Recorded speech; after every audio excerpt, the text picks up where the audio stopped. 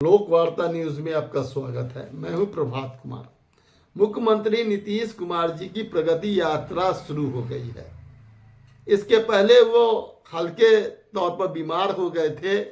एक बिहार सरकार के मंत्री से जब मेरी बातचीत हुई तो उन्होंने जो सरकार और मुख्यमंत्री और उनकी बीमारी को लेकर जिस तरह से तमाम चर्चा चल रही थी उसको खारिज करते हुए बताया कि वॉकिंग के समय पैर में मोच या थोड़ा चोट आ जाने के कारण, हल्का सा गिर जाने के कारण उनको दिक्कत हुई है और उनकी यात्रा में कहीं कोई बाधा नहीं है और वह अपनी यात्रा पर जा रहे हैं।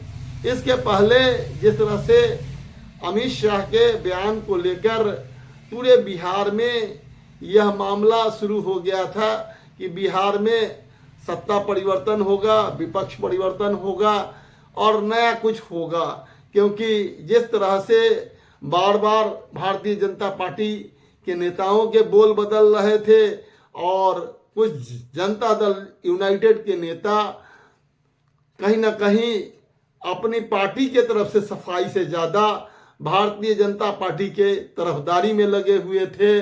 मुख्यमंत्री नीतीश कुमार से ज़्यादा नरेंद्र मोदी और गृह मंत्री अमित शाह के बचाव में लगे हुए थे। यह मामला अंबेडकर को लेकर जो विवादास्पद बयान गृह मंत्री अमित शाह के द्वारा आया उसको लेकर भी था। जो भी हो, बिहार सरकार के कुछ मंत्री और केंद्र में मंत्री के साथ साथ इस पार्टी के कार्यकारी राष्ट्रीय अध्यक्ष से लेकर कुछ नेता इस तरह इन दिनों भाजपा को लेकर मेहरबान है, प्रधानमंत्री नरेंद्र मोदी को लेकर मेहरबान है कि कोई अब अलग होकर बिहार में सत्ता चला सकती है, सत्ता पर काबिज रह सकती है, राज कर सकती है। क्योंकि अगर ऐसा नहीं हुआ तो कहीं ना कहीं जनता दल यूनाइटेड में एक बड़ा दरार आ सकता है।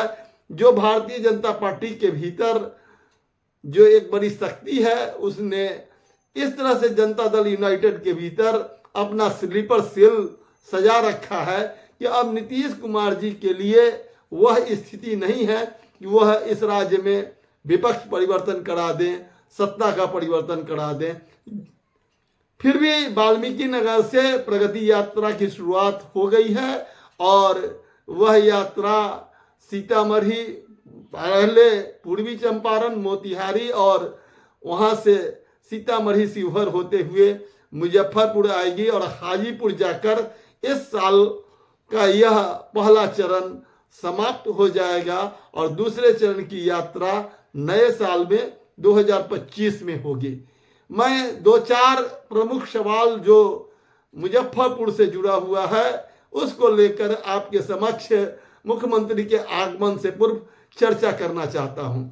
बिहार में जो इस शहर को स्मार्ट बनाने का कामकाज शुरू था वह भी विराम लग जाएगा, जिसको लेकर यहाँ के विधायक और पूर्व नगर विकास मंत्री सुरेश शर्मा बड़ी बड़ी बातें करते थे। उसके पहले यहाँ से भारतीय जनता पार्टी के नेता और सांसद रहे अजय निषाद भी लंबे लंबे कसीदे कसते थे, गढ़ते थे और वह अब तो कांग्रेस में चले गए हैं।